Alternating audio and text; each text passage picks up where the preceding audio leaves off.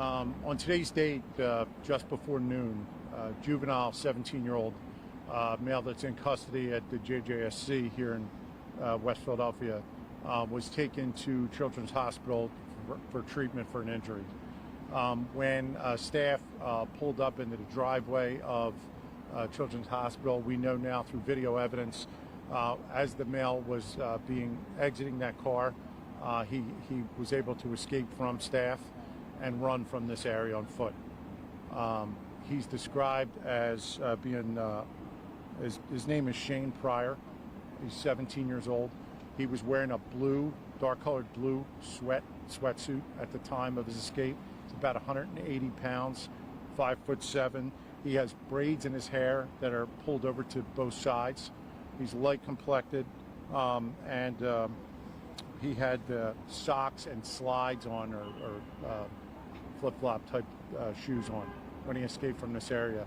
Now, we know through our investigation so far, looking at a lot of video, that he was able to go in and out of a few buildings in this area.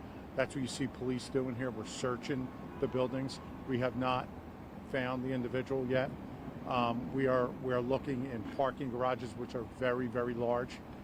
There are multiple levels, just to see if he's still in those areas. Right now, there's no lockdowns in the area. CHOP is helping us. CHOP's still open, and we don't think he's in the hospital area at all. So officers are on the street level looking, but in this case, we need the public's help. If somebody may know where the individual is, there is a possibility this happened around noon. He could have left this area. So if he's in another area and someone knows about it, we're urging them to give us a call. Have you found anything of his during these searches at all? At this point, we have information from witnesses that he may have removed the sweatshirt and have a t-shirt, a blue t-shirt on. But at this point, that's only from witnesses. I don't believe we have the item. Is he from a certain neighborhood? Are you going to be kind of looking into that area? We are looking into that area. We have addresses for relatives we're checking. I'm not going to put that out at this point. But they are in different sections of the city. And why was he in custody?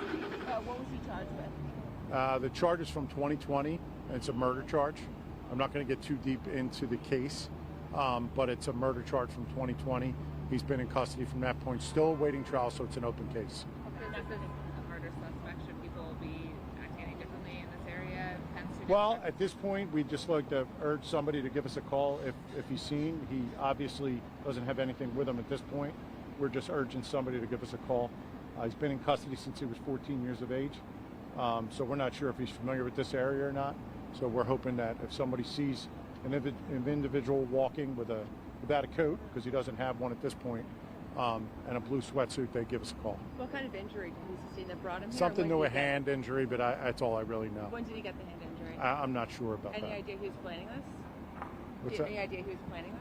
I have no idea about that. And whose custody was he in when he escaped? It was in the Juvenile Justice Center, the Youth Study Center here, JJSC. So prison staff Yes. custody? Yes. And he was supposed to be getting out of the vehicle, and instead, did he get He into was- a room? Basically? No, he never got into the hospital. He left from this driveway that are behind us right now and crossed the boulevard and ran building to building pretty much, is what we know. Just to be clear, he wasn't shackled while he was in the car at all? No handcuffs, nothing? I don't know about when he got in the car, but when we know about when he exited the car, he did not have them on.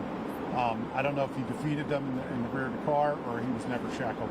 That's still part of our investigation. Going into building to building, it's hard to get into these buildings. How was he getting? He walked right in the public entrance and walked through, spoke to people, and walked away. So he's looking to get out of the area, and we're trying to contain him. What do you say to asking for witnesses? directions? Yeah. Yeah, asked him for a phone. You know what I mean? Whatever he could do to leave the area. Just speaking procedurally, should he have handcuffs? I don't. Well, obviously, because a prisoner should have handcuffs. I don't know their procedures. That'd be a question for later time. Was it 2 prison staffs or 1? I believe so. It's 2 individuals. How wide is the radius that you guys should on the ground search right now? Well, I'm not going to get deep into. We're inside the buildings that we know he was last seen through video evidence. Like I said, there's an underground parking garage that goes down 5 levels. So we have K9 there, and we're going section to section. Right now, everything's going on. And did anyone allow him to use the phone that he was asking for? I'm not going to get into that at this point. The marshals are involved with The this? marshals are here. The homicide division's here. Penn Police are here. we're being assisted by just about everything. And that garage restriction right now, is that closed to traffic at the moment? I think they're letting people out. They may not be letting people in. They're directing them to another garage. Have secure right now advice for people traveling in this area with going from tonight tonight? Now, there's intermittent closures because of police activity, but there's no safety, we feel, at this point, to close anything down or shut buildings. But it's considered dangerous. Don't. Obviously, we don't want anybody to approach him. We'd rather him call 911 and let us know. Thank you. All right? Thank you so much. Appreciate it.